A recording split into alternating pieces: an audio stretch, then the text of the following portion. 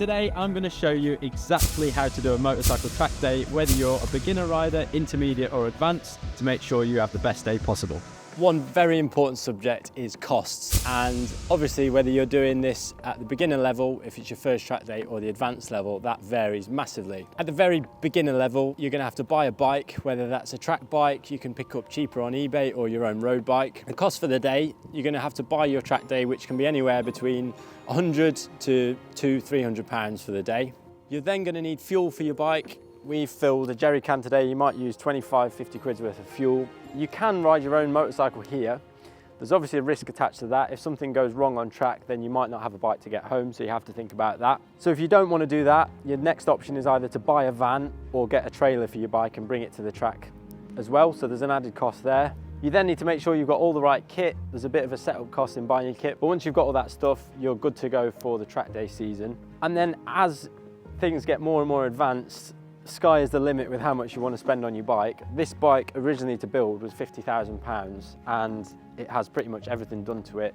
It's an engine that came from BMW. I can't remember the exact cost of this engine, but it was something like €10,000 or €15,000 for one engine. The clip-ons, the bodywork, the suspension, it all starts mounting up. It's also got a dash in here that's more expensive. It's got carbon wheels, it's got an exhaust, but really you can spend what you want. You can buy track day bikes for £500, £1,000 at the very cheap end. You might pick a CB500 up or something cheap like that off Facebook Marketplace, or you can blow your brains out, spend your child's inheritance and go have some fun with an absolute weapon on track too.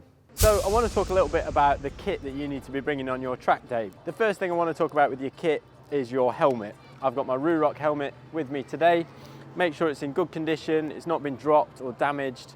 And ideally, at the advanced level, you've got a clear and a dark visor. So if the weather changes, you can put a dark visor on. It's nice and sunny today at Donington Park, so I'll be using my dark visor. Now, at the beginner level, you might just have a set of two-piece leathers. You might have a full set of leathers, but the important thing is that you do have a set of leathers. If they're two-piece, they need to zip together. If you're at the top end of track days, then you will be looking at a more expensive suit that potentially has an airbag. My airbag on this Alpine Star suit is built in. The one thing I didn't do last night was charge my airbag, and that is a very important thing to do. Otherwise, your airbag won't be very useful. Next up is your back protector. Again, this suit is a very nice suit from Alpine Stars and it has a back protector built in with the airbag. A lot of suits don't come with that built in, so you need to make sure that you've got a good quality back protector. And again, another important piece of kit is your chest protector too. A lot of suits don't come with those built in, so it's important to get yourself a good quality chest protector. Next up is your boots, and I've got my Alpine Star Supertech boots on today.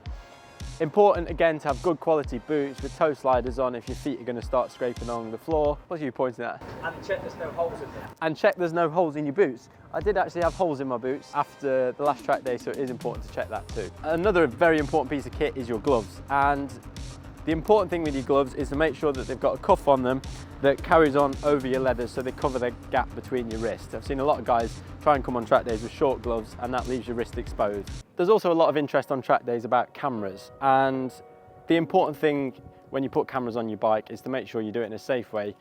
Not only for other guys in case this falls off and hits someone, but also you've bought an expensive camera and you don't want it to fall off. I've got all sorts of cameras on this bike today, so I can show you different shots and what that looks like. The main ones I've got is an Insta360 camera here. 360 cameras are great because no matter where you mount it, you can adjust the angle and move that to suit you wherever you are on track. I've got mounts on the front of my bike, the stem and the rear of the bike. You can put cameras wherever you want, as long as it's not going to get in the way of moving parts on the bike and not going to touch anything when you lean over. The last camera angle that you'll keep seeing on track days everywhere, which I'm not even sure if you're meant to do, is inside the helmet. And I'm not recommending anyone do that because I don't think you should have a camera on your helmet, but I potentially have put one inside my helmet from time to time, and that is one of the coolest angles. That wraps it up for the kit. Next up, I'm going to show you what you can do with your motorcycle before you head on track, and then we'll be excitingly heading out for our first session of the day.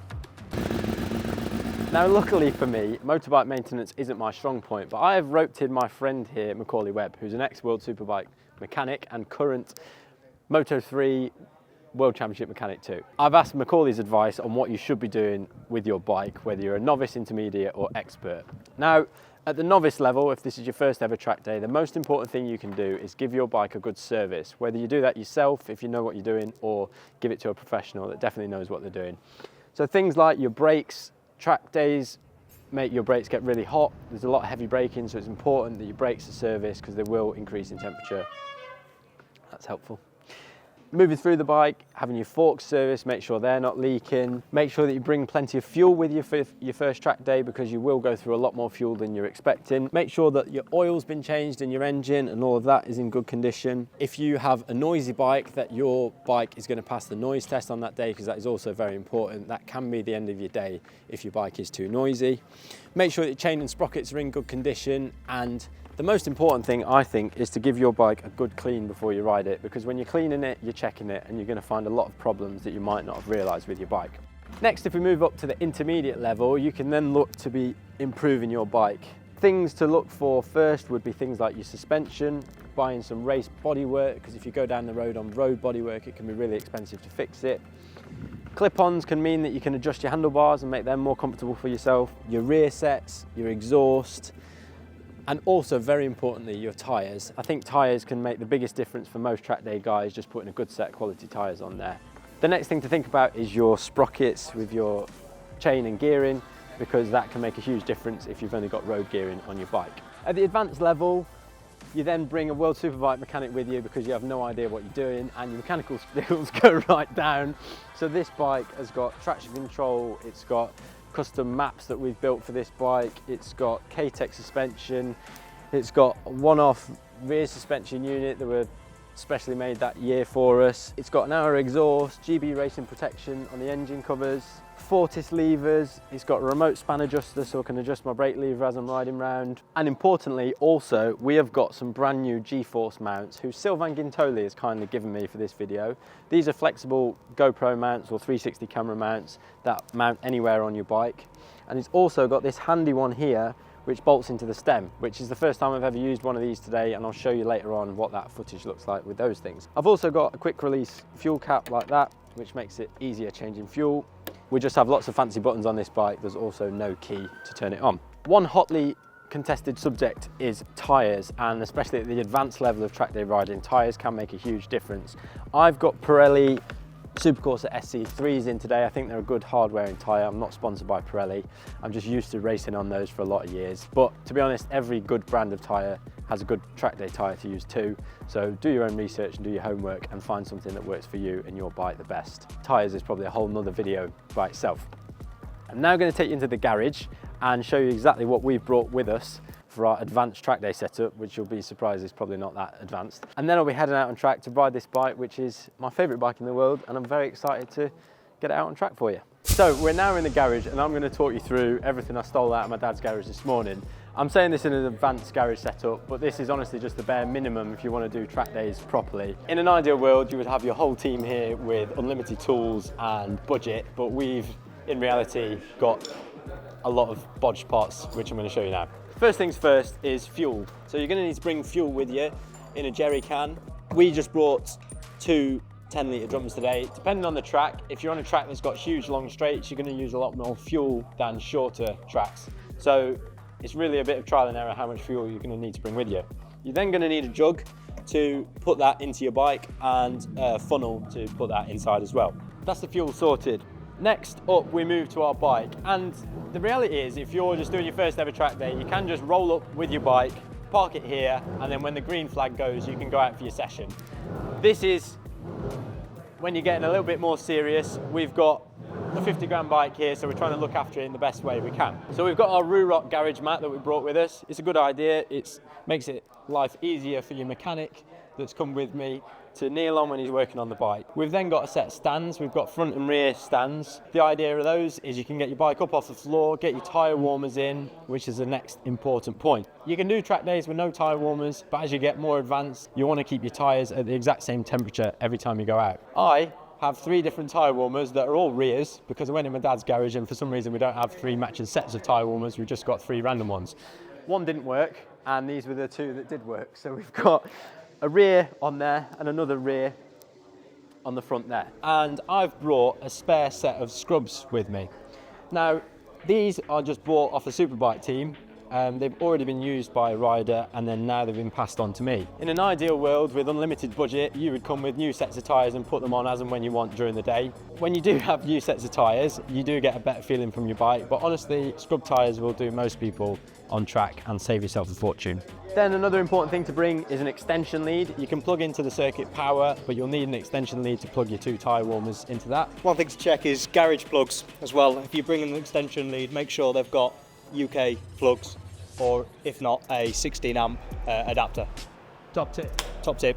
Another top tip, bring your heavily pregnant girlfriend, because they'll always have a fantastic day out. Watching a boyfriend telling her how fast he used to be. I've then got this suit dryer / heater. This is from when I was racing and it's really good. It's got a hot function and cold, so when it's really hot and you're sweating, you can dry your suit with this. And when it was cold, like it was this morning, which was 3 degrees when we arrived, I heated my suit up before I went out. Next important thing, tyre pressure gauge or wall clock, as I have here. Again, very important to check your tyre pressures, no matter what your ability level. Even if it's your first time on track, make sure that you've got the right tyre pressures.